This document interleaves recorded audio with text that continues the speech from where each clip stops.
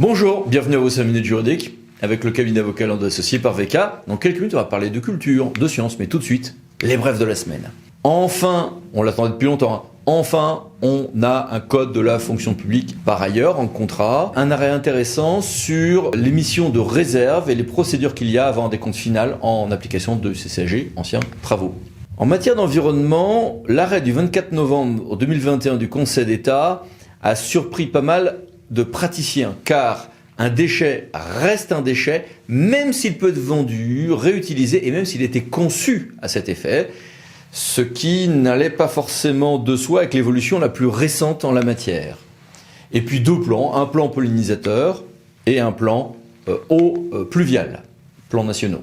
Urbanisme et construction, deux arrêts à retenir. Le Conseil d'État nous dit ce qui se passe si une commune refuse de régulariser un permis lors de l'instance, et il nous précise aussi que la reconstruction d'un bâtiment ne doit pas forcément se faire à l'identique. En matière de contentieux, deux décisions importantes. D'abord, un arrêt du 19 novembre qui nous dit la chose suivante. Vous savez, quand j'ai un acte, je peux faire un recours pour excès de pouvoir contre cet acte administratif. Et si c'est un acte réglementaire, je peux aussi, au fil du temps, demander son abrogation. Mais je peux désormais, bien que l'office du juge ne soit pas le même, que l'appréciation du droit quant à la légalité de l'acte ne soit pas la même date, je peux désormais, en cours d'instance, fusionner les deux et ajouter à mon REP des demandes d'abrogation pour des motifs de droit et de fait nouveaux, dans le cadre d'un recours pour excès de pouvoir contre un acte réglementaire. Ce n'est pas une petite révolution dans le monde du contentieux administratif. Autre élément de contentieux, quand j'ai un problème de droit européen, je vais demander son avis au juge européen, sauf dans 3 cas. Déjà, en octobre, on nous a dit, quand vous décidez de ne pas me saisir parce que vous êtes dans un de ces 3 cas, vous, juge national, vous allez dire pourquoi vous ne me saisissez pas. Très bien. Eh bien, un mois après, le 23 novembre 2021, la Cour de justice de l'Union européenne ajoute « Et si vous, juge national, on vous empêche par le droit national, par votre propre juridiction suprême au-dessus, de saisir le juge européen, ça ne vaut pas, vous ne pouvez même pas avoir par exemple de sanctions disciplinaires ou autres. Notons un décret qui garantit les niveaux de ressources pour les collectivités et les intercommunalités au même niveau pour 2021 que dans la moyenne de leur recette fiscale 2017-2019. Une décision intéressante du TA de Nantes qui va complètement à l'encontre de ce que disaient les services de l'État sur le fait que quant à l'expiration d'une concession, les corps vont se retrouver dans un ossuaire, les familles peuvent demander l'exhumation de ces corps dans l'ossuaire, sauf si un motif de police administrative s'y oppose.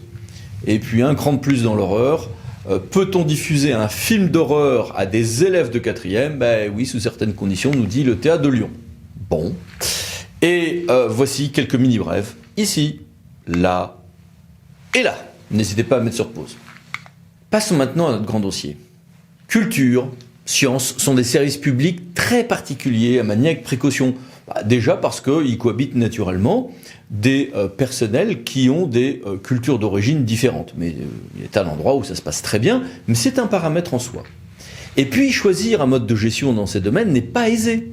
Évidemment, on peut avoir les modes de gestion classiques, Régispic, Régispa, des marchés, des délégations, des entreprises publiques locales. Mais il y a d'autres modes de portage, plus exotiques, adaptés au cas par cas, qui peuvent être le GIP, l'établissement public, le PCC, mais pas seulement, l'association, reconnue d'utilité publique ou pas, la fondation, en évitant évidemment les gestions de fait, etc. Le personnel est parfois de droit privé et parfois de droit public, ou peut être intermittent du spectacle avec certaines spécificités à connaître alors. Il nous est arrivé d'ailleurs qu'on nous demande tout un montage avec comme but principal que, par exemple, des enseignants de musique ou de danse ou des personnels de théâtre soient bien en CDI de droit privé, par exemple. On a d'autres cas où il s'agit de sécuriser que le montage soit bien public. Sauf que, évidemment, on n'aura pas du tout les mêmes pertinences, service public par service public, et selon qui fait quoi. Notamment en cinéma et en théâtre, évidemment, si celui qui fait la programmation n'a pas la responsabilité financière qui va avec, on peut avoir des grandes surprises. D'ailleurs, distinguer un spa et SPIC n'est pas aisé dans ces domaines. On peut avoir un théâtre qui peut être public, qui peut être privé, qui peut être public, mais la boutique et le commerce ou le bar peuvent être privés dans certains cas. Certains montages sont faits avec une branche publique et une branche privée. C'est comme ça d'ailleurs que Beaubourg avait été fondé initialement. Le simple fait d'ailleurs que l'on ait des montages et des contraintes un peu originales fait que par exemple la restauration dans les musées pose des problèmes de montage juridique tout à fait particuliers, pour citer un exemple. Ensuite, certains de ces montages vont poser des problèmes de fiscalité ou au contraire de financement, parce qu'on va pérenniser tel ou tel financement, notamment en GIP ou en EPCC par exemple, ou au contraire qu'on aura des régimes qui sont éligibles au mécénat, qui soulèveront plus ou moins tel problème de TVA. Certaines formes d'ailleurs sont tout à fait présentées, comme le PCC ou d'autres modes d'établissement public, sont présentées comme étant l'horreur absolue par certains de nos interlocuteurs clients ou partenaires, et d'autres nous disent non mais attendez, vous vous rendez pas compte, c'est absolument parfait. Ça dépend des cas, ça dépend de comment c'est piloté, ça dépend des situations, ça dépend surtout du projet apporté. Donc, il importe dans ces domaines-là de comparer les scénarios et de se mettre d'accord sur ceux des critères qui sont importants ou pas, sinon on s'y perd. Y compris les questions d'autonomie des acteurs de terrain qui ne seront pas les mêmes si on parle de théâtre, de services culturels ou au contraire d'activités qui nécessitent des partenariats économiques et commerciaux très business. Je pense à par exemple des festivals. Chaque domaine d'ailleurs a des spécificités juridiques. Je vais prendre un exemple, je peux faire un cinéma en bail commercial, oui, ça a été validé par le juge dans certains cas, sous certaines conditions, je peux le faire en marché, mais ça pose plein de problèmes, en DSP c'est assez classique, je peux le faire qu'en régie, bref, il y a tas de montages possibles, sauf que derrière, les aides CNC et les aides loisseurs vont être des paramètres à gérer différemment selon les cas, et les optimisations financières ne sont pas du tout les mêmes.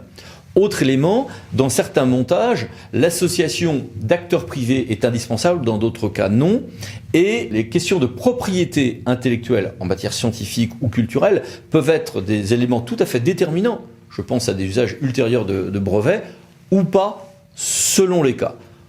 Bref, les montages juridiques et fiscaux et RH sont à voir au cas par cas. Mais une fois qu'on a fait tout ça, il y a aussi la gestion du quotidien. Pour ceci, avec nous, deux praticiens, deux experts que je remercie. Bonjour messieurs. Bonjour à tous. Alors monsieur Courtil, monsieur le directeur, vous avez évidemment à gérer en interne une grande diversité, y compris de personnel, mais aussi cette diversité dans vos relations avec les intervenants extérieurs. Le sujet n'est pas simple, et c'est en effet une des difficultés à surmonter pour une collaboration efficace. Même si le travail de cohésion entre les équipes est un travail au long cours, il me paraît important dès le début de la collaboration de partir sur de bons rails. En effet, si cela commence mal, il y a de fortes chances pour que l'on n'arrive jamais ensuite à corriger le tir. Donc, pour bien commencer, il est essentiel, selon moi, d'avoir une réunion de début de mission afin de bien cadrer les choses et, pour la personne publique, finalement, de dire ce qui n'a pas pu être écrit dans le cahier des charges. Je pense en particulier à la méthodologie de travail entre les équipes.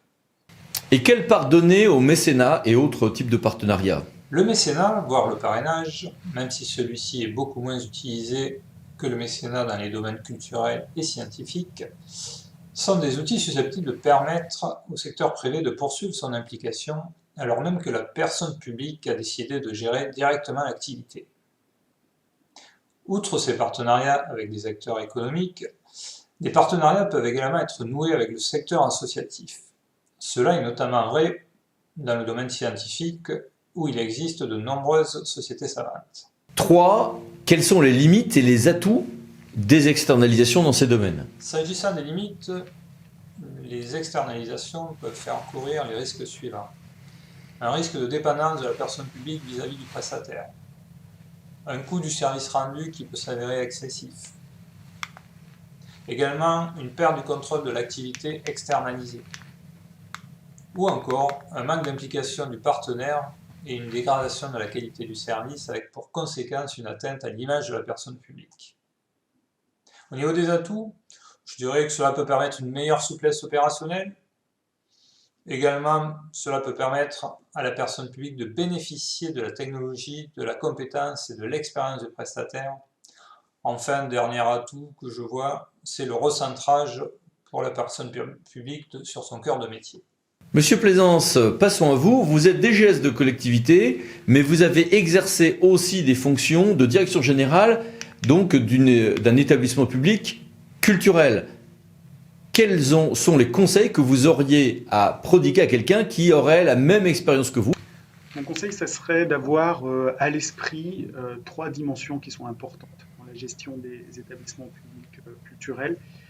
La première, c'est la dimension budgétaire.